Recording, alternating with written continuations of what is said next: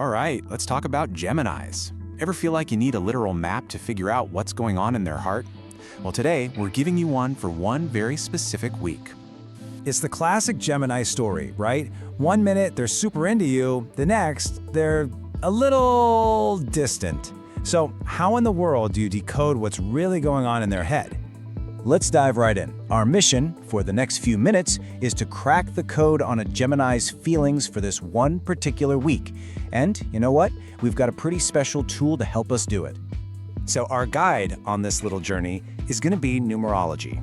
We're going to use the numbers behind the dates to map out the entire energetic landscape that's influencing your Gemini. First up, the month itself, January. Its number is 1, and that's the number of fresh starts, new beginnings, and taking initiative. Think of it like a cosmic green light for something new.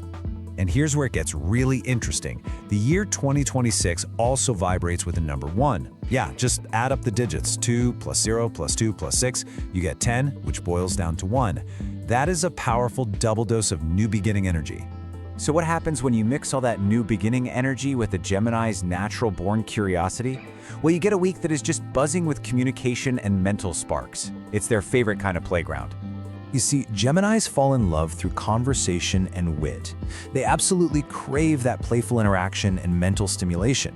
Heavy emotional pressure? That's a total no-go. But light, funny texts and interesting chats? That's their love language. Okay, now for the part you've probably been waiting for. A day-by-day journey through their emotional week. So here's a quick roadmap. The week starts off kind of quiet, in a thinking mode. Then it builds into this communication peak, hits a brief pause, and then crescendos into real attraction and warmth. Let's break it down. The week kicks off on Wednesday, January 8th, with a quiet, internal energy. The daily number here is also a 1, which just reinforces that personal, reflective vibe. So think reflection, not action. So if they're quiet, please do not panic. You are very likely on their mind. They might be scrolling through old chats or just thinking about your connection. It's all about processing, not necessarily sharing. And if you could listen in on their thoughts, it might sound a little something like this. It's a quiet assessment, a gentle little check-in on the vibe between you two. Now, this is where things start to shift. Thursday through Saturday is a major peak for communication, and that means it's a key window for connection. So on the 9th, a fresh wave of interest could bring a casual text. By the 10th, their emotional side opens up just a little bit.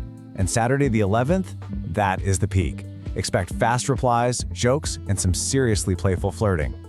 Okay, so after that high-energy peak, Sunday the 12th is like a natural cooldown. The energy shifts from playful to, well, analytical. Think of it as a scheduled pause for them to process everything. So if their replies slow down or get a little shorter, don't jump to conclusions. This is not a sign of disinterest. Their mind has just switched into thinking mode. The best thing you can do here? Just give them a little space. And just as quickly as that little pause arrived, poof, it's gone. The final 2 days of our forecast, Monday and Tuesday, they bring back all that good stuff, the attraction and the warmth. On the 13th, that playful spark is back with some serious attraction. And the 14th brings it all home with real emotional warmth. This is the day for closeness and maybe even some deeper conversations. Okay, you have the map. Now, how do you actually use it? This is your communication playbook for the week. We've got 2 very high windows for connection. The 9th to the 11th for that playful talk, and the 13th and 14th for attraction and warmth. And the 12th, that's your cue to just pull back a little bit. So, how do you connect during these prime windows? Keep it light and fun. This is not the week for heavy emotional conversations. Share a meme, tell them a funny story, ask a fun question. It's all about stimulating their mind. And here's the main takeaway, the most important thing to remember.